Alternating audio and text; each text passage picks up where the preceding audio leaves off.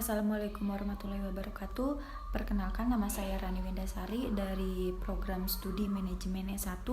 Di sini saya akan menjelaskan sedikit materi tentang pasar modal, pasar uang, dan pasar valuta asing. Di sini saya akan menjelaskan materi pasar modal terlebih dahulu.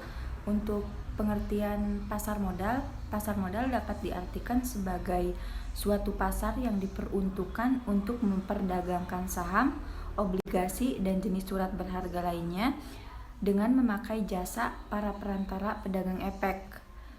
Pasar modal merupakan pasar untuk berbagai instrumen keuangan jangka panjang yang bisa diperjualbelikan baik dalam bentuk utang maupun modal sendiri.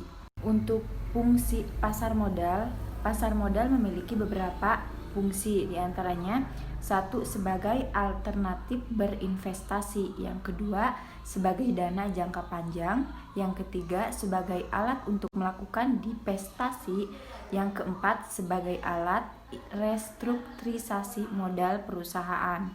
Selain memiliki fungsi, pasar modal juga memiliki beberapa manfaat, yaitu yang pertama, pasar modal merupakan wahana pengalokasian dana secara efisien.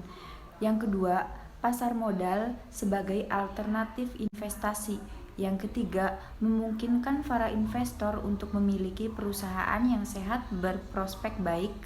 Yang keempat, pelaksanaan manajemen perusahaan secara profesional dan transparan.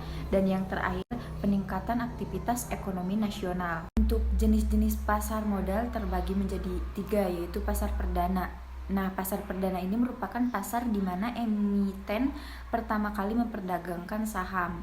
Yang kedua, pasar sekunder yang memperdagangkan efek setelah IPO, di mana perdagangan hanya terjadi antara investor yang satu dengan investor yang lainnya. Yang terakhir yaitu pasar paralel, merupakan perlengkap dari bursa efek yang ada. Untuk materi yang kedua yaitu pasar uang. Pengertian pasar uang. Pasar uang atau money market merupakan pertemuan dalam suatu pasar yang abstrak untuk memperoleh demand dan supply dana jangka pendek. Dalam pasar uang, valuta asing diperlukan untuk membayar kegiatan ekspor impor dan utang luar negeri. Adapun tujuan pasar uang dari pihak yang membutuhkan dana, pasar uang memiliki tujuan, yaitu untuk memenuhi kebutuhan jangka pendek, untuk memenuhi kebutuhan likuidasi, untuk memenuhi modal kerja, dan membantu pihak yang membutuhkan dana apabila kalah clearing. Sedangkan dari pihak yang menanamkan dana bertujuan untuk memperoleh penghasilan dana dengan tingkat suku bunga tertentu. Yang kedua, membantu pihak-pihak yang mengalami kesulitan keuangan dan spekulasi. Untuk materi yang ketiga yaitu pasar valuta asing. Pasar valuta asing adalah suatu mekanisme di mana mata uang satu ditukar dengan mata uang lainnya. Suatu jenis perdagangan atau transaksi yang memperdagangkan mata uang suatu negara terhadap mata uang negara lainnya. Adapun tujuan pasar valuta asing adalah untuk mendapatkan keuntungan berupa selisih harga beli dan harga jual. Yang kedua, mendatangkan bunga atau selisih suku bunga atau swap. Yang ketiga, untuk transaksi pembayaran, mempertahankan daya beli, pengiriman uang ke luar negeri, mencari keuntungan, pemagaran risiko, dan kemudahan berbelanja.